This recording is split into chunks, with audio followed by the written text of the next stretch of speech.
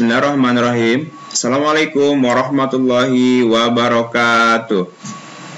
Apa kabar anak-anak semuanya? Alhamdulillah, semoga kalian selalu dalam keadaan sehat walafiat ya.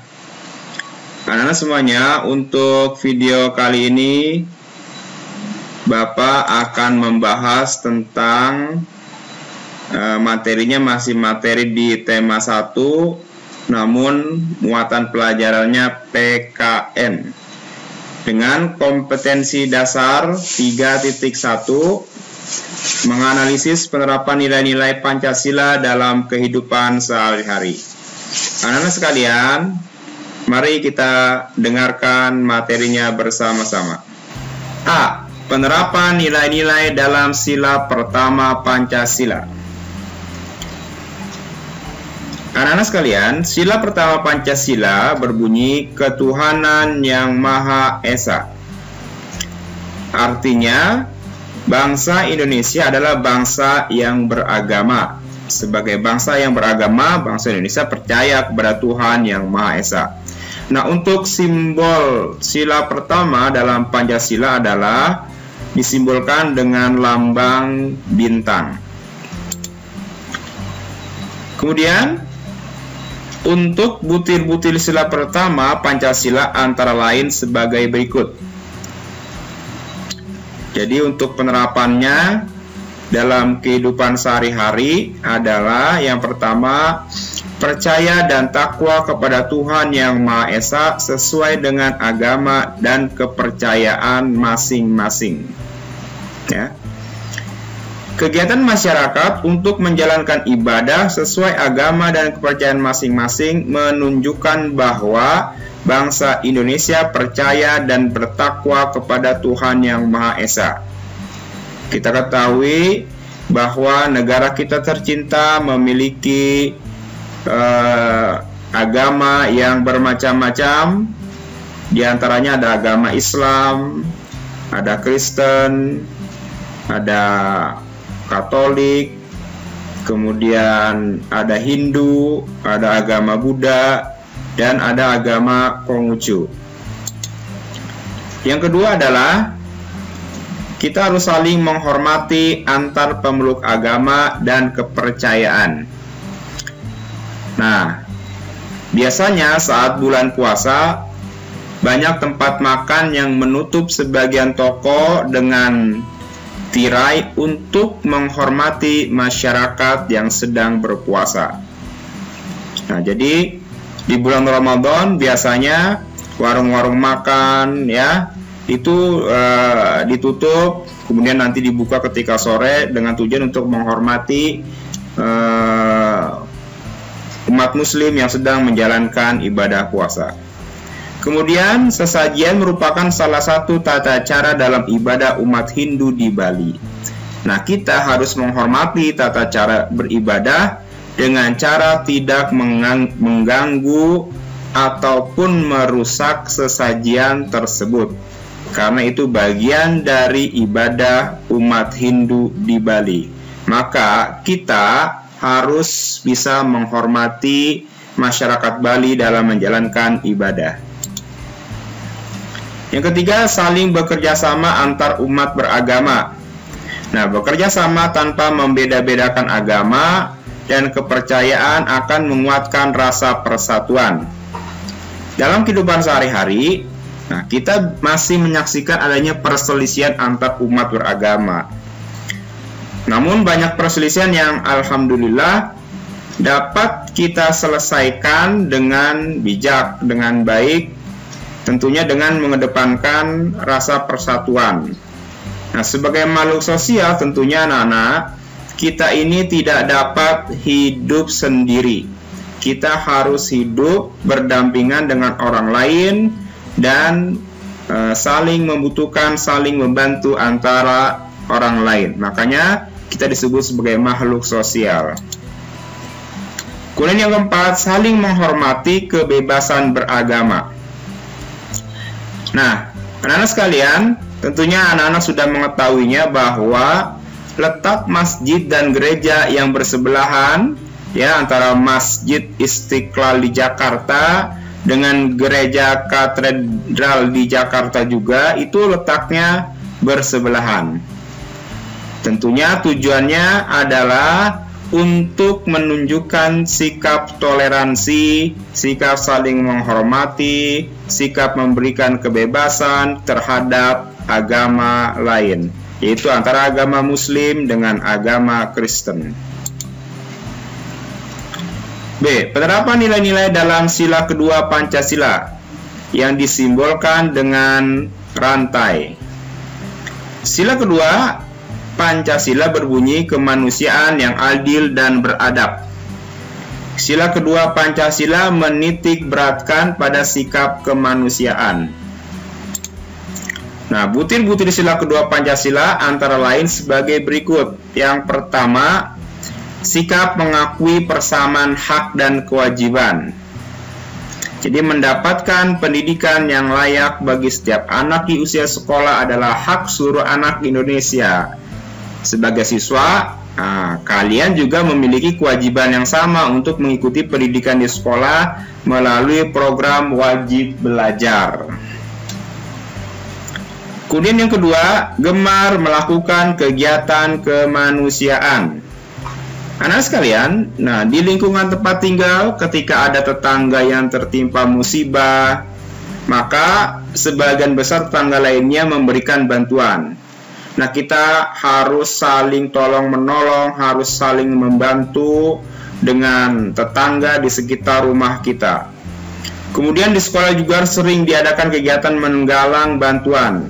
Siswa dapat memberikan bantuan berupa uang atau barang atau pakaian yang sudah tidak terpakai, baju seragam yang sudah tidak terpakai, kemudian kita berikan kepada saudara-saudara kita yang sedang terkena musibah, baik itu musibah banjir maupun musibah yang lainnya. Kemudian yang ketiga, tidak semena-mena kepada orang lain. Nah, ini merupakan salah satu sifat yang penting yang harus kita tanamkan di dalam diri kita, bahwa kita tidak boleh meremehkan orang lain, menganggap orang lain itu rendah dan sebagainya, karena bertentangan dengan nilai-nilai Pancasila, ya. Termasuk adalah kita tidak boleh membuang sampah sembarangan di jalan, ya. Kita tidak boleh membuang sampah di tempat yang memang tidak pantas untuk kita buang, anak-anak sekalian. Kemudian meminta tolong dengan cara yang sopan kepada orang lain, termasuk juga kepada asisten rumah tangga. Jadi kalau anak-anak di rumah punya asisten rumah tangga, tidak boleh kita semena-mena, ya, mentang-mentang kita orang tua kita sudah bayar, kemudian anak-anak menyuruhnya semaunya saja tanpa memperhatikan sopan santun terhadap orang lain. Kemudian yang keempat, menjunjung tinggi nilai kemanusiaan.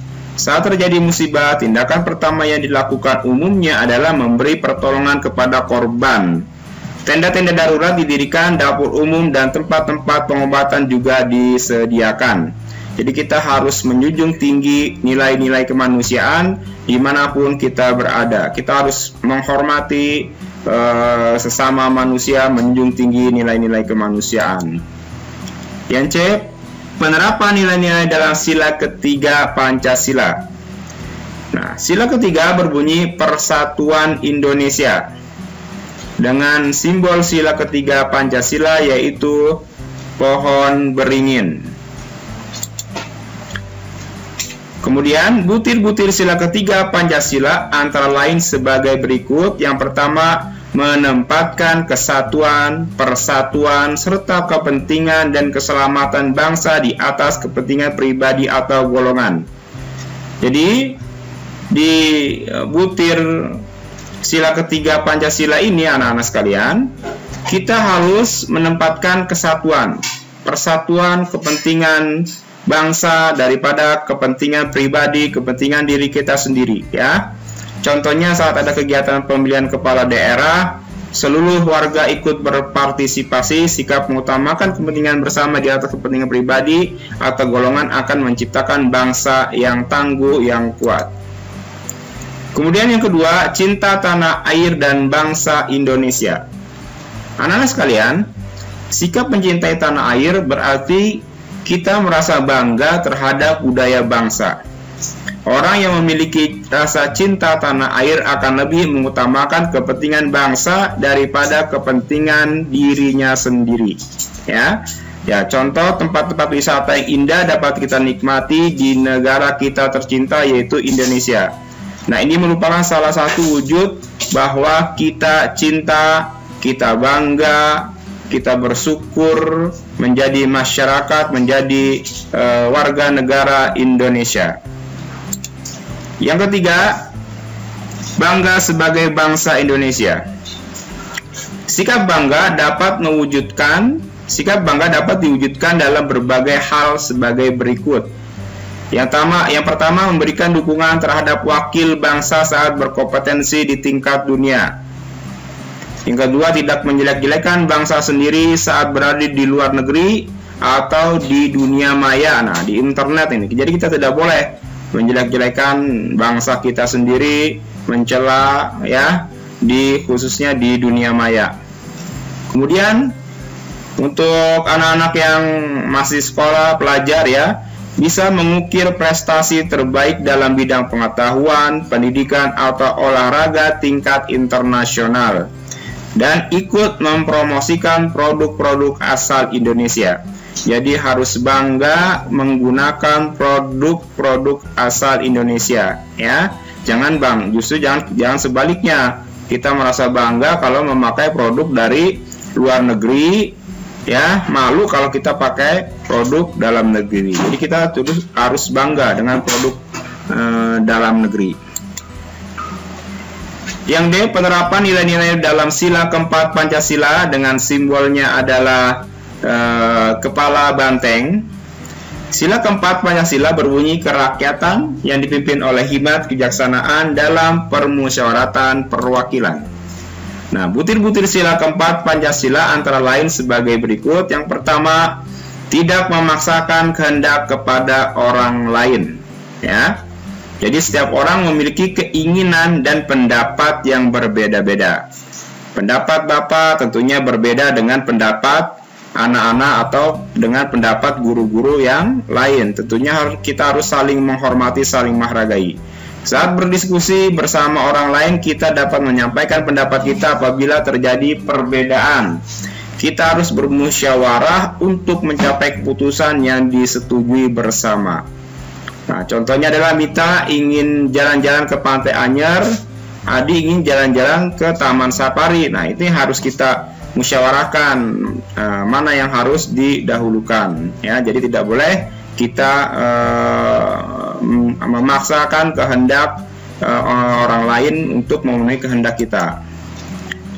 Yang kedua, mengutamakan musyawarah dalam mengambil keputusan untuk kepentingan bersama. Musyawarah artinya berunding bersama-sama untuk mencapai tujuan bersama. Jika terdapat perbedaan pendapat, dapat dibicarakan bersama sehingga mencapai keputusan yang disetujui oleh semua pihak. Dengan musyawarah, kepentingan bersama dapat dicapai dan masalah dapat diselesaikan bersama. Jadi, musyawarah merupakan nilai-nilai luhur yang ada di dalam bangsa kita yang harus kita pertahankan ya dalam mengambil keputusan bersama. Kemudian yang ketiga, menerima dan melaksanakan hasil musyawarah secara bertanggung jawab. Apabila melakukan musyawarah dan pendapat kita ditolak, nah kita harus berlapang dada menerima semua hasil keputusan musyawarah dan melaksanakan semua hasil dari musyawarah tersebut. Intinya, kita harus ikhlas walaupun pilihan kita berbeda ya, karena ini kita lakukan secara musyawarah. Nah, anak-anak sekalian, untuk selanjutnya adalah yang E, penerapan nilai-nilai dalam sila kelima Pancasila, yaitu dalam sila yang terakhir disimbolkan dengan simbol padi dan kapas. Sila kelima Pancasila berbunyi keadilan sosial bagi seluruh rakyat Indonesia. Nah, butir-butir sila kelima Pancasila antara lain sebagai berikut. Yang pertama adalah menjaga keseimbangan antara hak dan kewajiban. Setiap warga negara Indonesia mempunyai hak yang sama, misalnya hak untuk belajar, hak untuk menggunakan fasilitas umum. Sebelum kita menuntut hak, kita harus menjalankan kewajiban kita terlebih dahulu. Nah, anak-anak sekalian, untuk mendapatkan hak, menikmati lingkungan yang bersih, yang sehat, yang nyaman, tentunya kita harus menjalankan kewajiban kita, yaitu menjaga kebersihan lingkungan, membuang sampah pada tempatnya. Kita wajib antri untuk naik kendaraan umum karena orang lain juga mempunyai hak yang sama dengan kita. Apalagi dengan kondisi sekarang ini, kita harus bisa menjaga jarak ya anak-anak sekalian. Kemudian yang kedua, tidak bergaya hidup mewah dan tidak bersifat boros. Bergaya hidup mewah artinya pakaian dan makanan yang kita gunakan harus berharga mahal. Hidup boros artinya kita menghambur-hamburkan uang untuk kebutuhan yang tidak terlalu penting.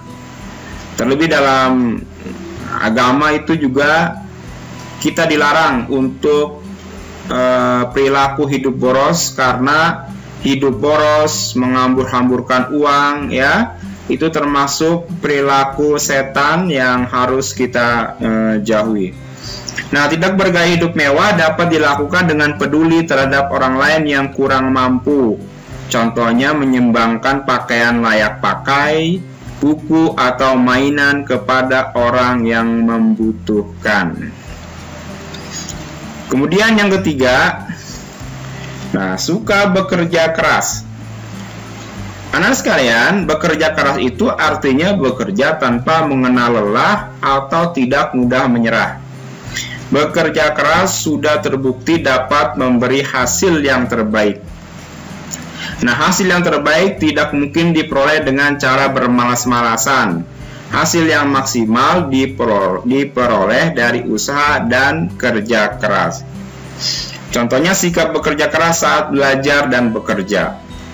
Jadi, kalau anak-anak menginginkan nilai yang baik, menginginkan prestasi yang bagus, ya harus belajar dengan giat, belajar dengan tekun.